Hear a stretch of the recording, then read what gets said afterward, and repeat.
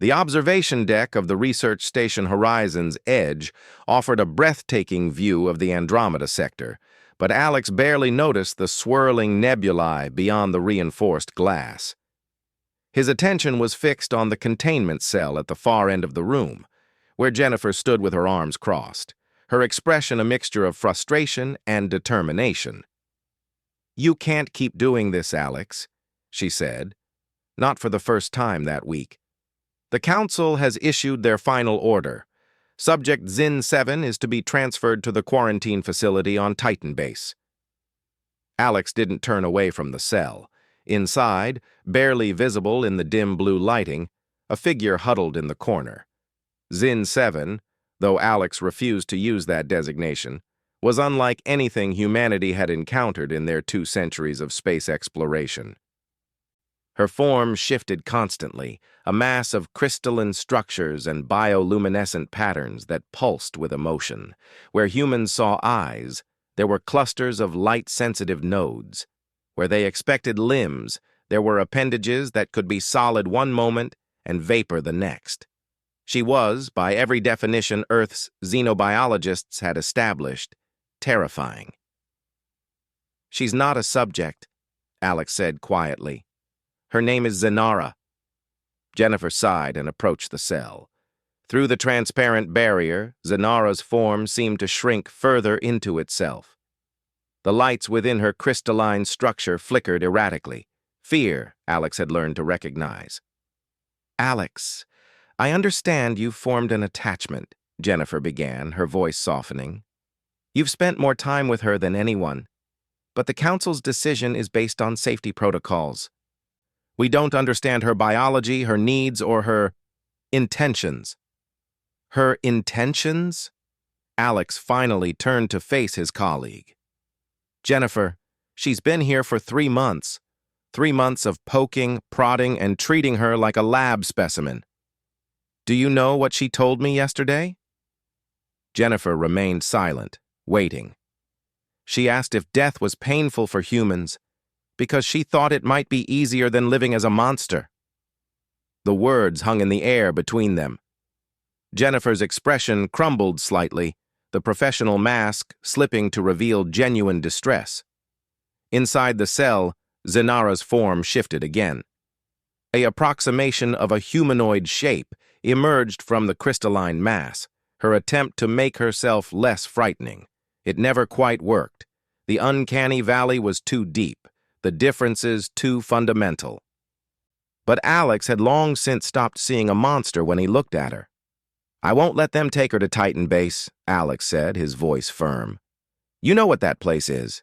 It's where xenoforms go to be forgotten, or worse, dissected when political priorities shift." "Then what do you propose?" Jennifer asked, frustration creeping back into her voice. "She can't stay here. The crew is terrified. Command wants her removed. Even if I agreed with you, what options do we have?" Alex had been asking himself the same question for weeks.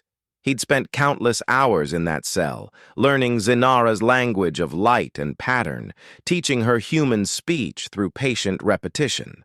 He'd discovered she came from a dimension where physical form was fluid, where consciousness existed in states humans could barely comprehend.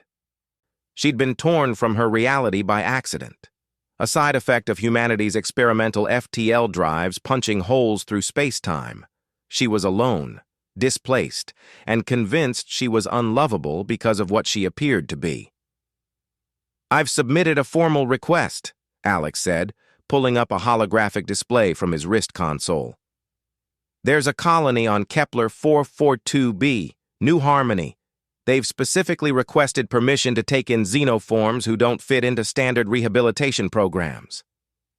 Jennifer scanned the document, her eyes widening. "This is a permanent transfer. You're requesting to accompany her as her cultural liaison?" She looked up at him. "Alex, that's a one-way assignment. Kepler 442b is 15 years away even with our fastest ships. You'd never come back to Earth." "I know. Your family." "I know," Alex repeated, more firmly. Zenara's form pressed against the transparent barrier, her bioluminescent patterns spelling out words in the written language Alex had taught her. Don't. Sacrifice. For monster. Alex walked to the cell, placing his hand against the barrier. Zenara's appendage reached out to mirror the gesture from the other side. Though they couldn't touch through the containment field, the meaning was clear. You're not a monster, Alex said, loud enough for both Zenara and Jennifer to hear. You're a person displaced from home, treated as a specimen instead of a sentient being. If recognizing that makes me unusual, then humanity has lost its way. Jennifer studied him for a long moment, then pulled up her own console. Her fingers moved rapidly across the holographic interface. I'm co-signing your request, she said finally, and adding my recommendation for approval. But Alex, this is permanent. You understand that? Someone needs to show her that not all humans see monsters where they should see people, Alex replied. Someone needs to prove that love and acceptance don't require familiar shapes or comfortable similarities. Zenara's form rippled, her lights dancing in patterns Alex had learned meant hope mixed with disbelief. She'd been abandoned by her own kind, lost between dimensions, and had expected nothing but fear from humanity. Jennifer submitted the documentation and turned to leave. At the door, she paused. For what it's worth, Alex, I think you're insane. But maybe that's what makes humans special. We see past the monstrous to find the person underneath. She smiled sadly. Or at least the best of us do. After she left, Alex stayed by the containment cell. Through the barrier, Zenara formed approximations of human words with her light patterns. Why? Because everyone deserves to be seen for who they are, not what they look like, Alex answered. Because being human means choosing compassion over fear, and because you asked if anyone could love a monster. But I don't see a monster when I look at you. I never have. Zenara's form blazed with colors Alex had never seen before. Joy, he thought. Pure, unfiltered joy. In the vastness of space, surrounded by wonders and terrors beyond imagination, the best of humanity wasn't found in weapons or conquest. It was found in a simple choice.